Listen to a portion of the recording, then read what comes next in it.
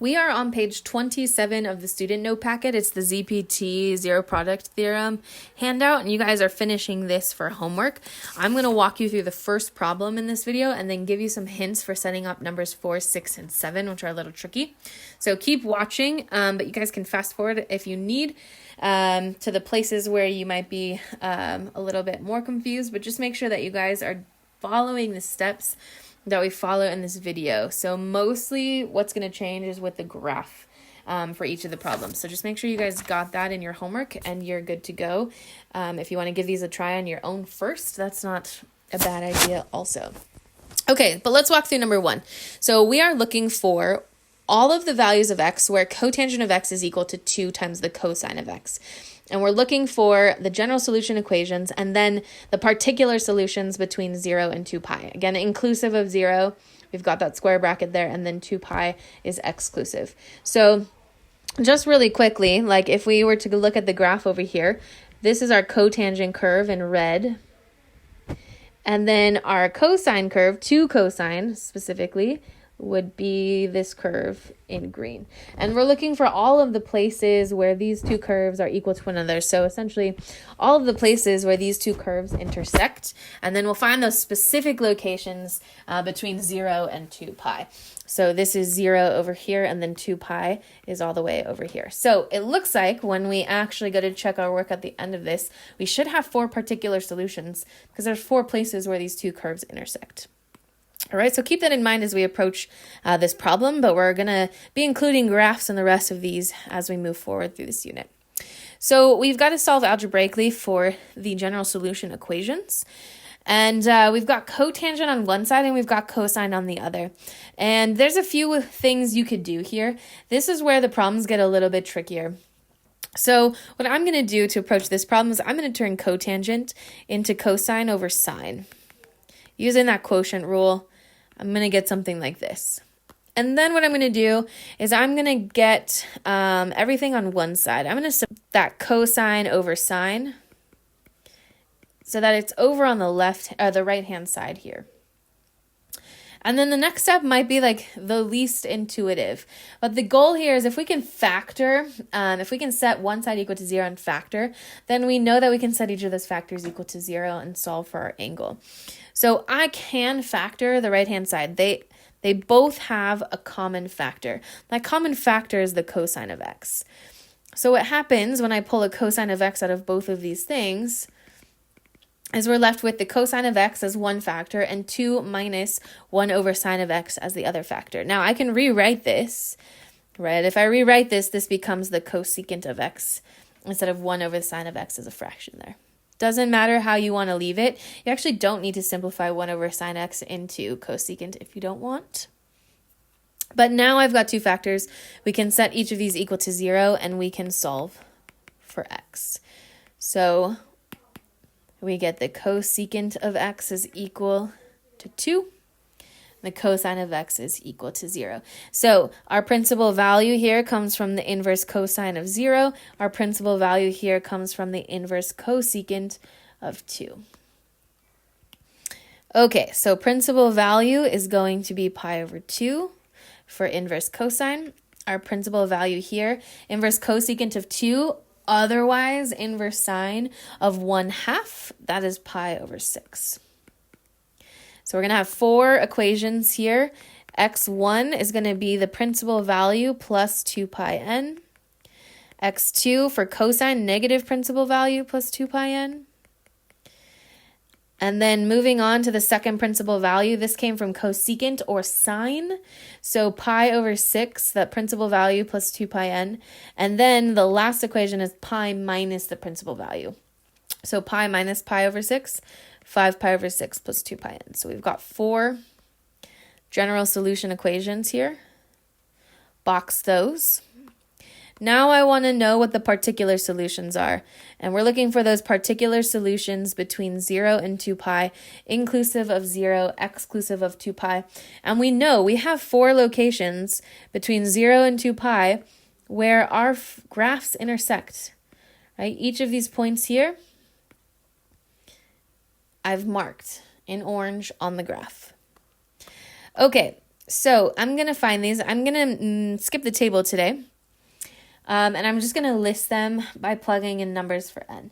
All right, so what are we going to get? Well, when n is 0, we're going to get pi over 6.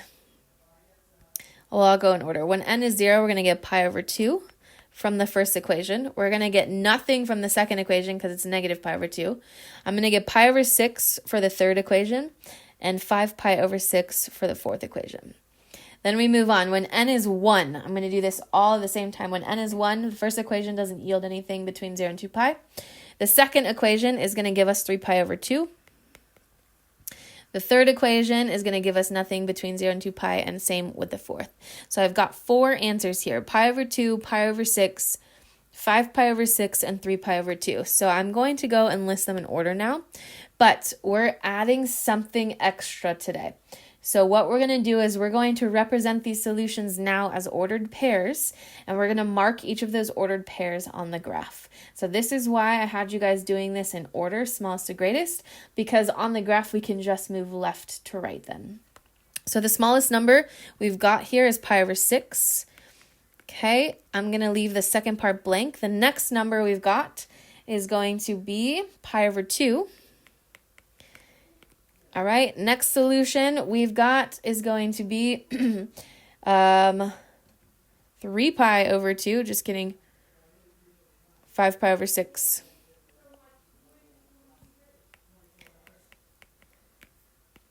And then 3 pi over 2.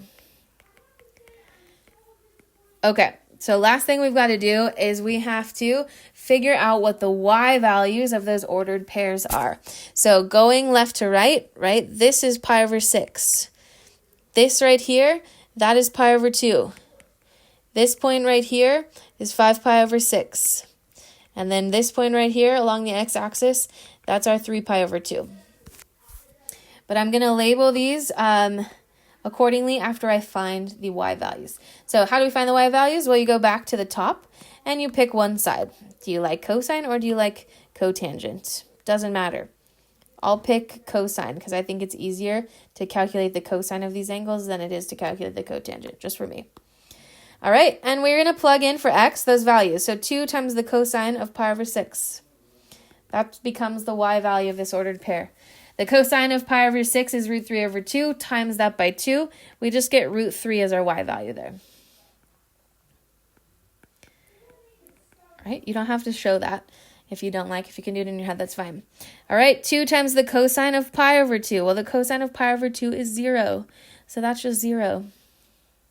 That makes sense because this point right here is sitting on the x-axis. The y value there is 0. 2 times the cosine of 5 pi over 6. Well, 5 pi over 6, the cosine of 5 pi over 6 is negative root 3 over 2. So that's just negative root 3. And then 3 pi over 2. 2 times the cosine of 3 pi over 2. Well, the cosine of 3 pi over 2 is also just 0. So we've got 4 points. I'm going to label them A, B, C, and D. And then I'm going to take those values A, B, C, and D, and I'm going to mark them on the graph. You can also just choose to mark the ordered pairs on the graph. But that's what we're doing, all right? Slightly different. We're finding those y values to represent the ordered pair solutions, so the solutions for x and y where these two functions intersect.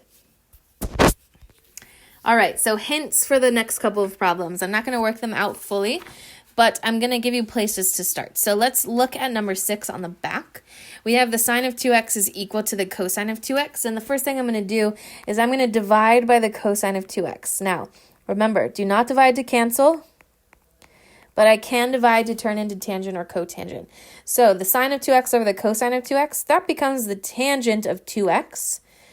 And now we can go about finding the principal value. The principal value is going to come from the inverse tangent of 1. Our principal value here then is pi over 4. And then remember, because we have something on the inside with x, we set the whole entire equation to whatever's on the inside. In this case, it's 2 times x. For tangent, there's only one equation. It's just the principal value plus pi n. And then in order to get x by itself, we've got to divide everything by 2. So our general solution equation here is pi over 8 plus pi over 2n. And then you guys are going to go about finding the values of n that give you the solutions between 0 and 2 pi, and then finding the y values of each of those solutions, and then marking it on the graph. All right, so finish that one, but there's my hint for number 6. All right, number 7, slightly more complicated than number 6, mostly because we've got different angles now.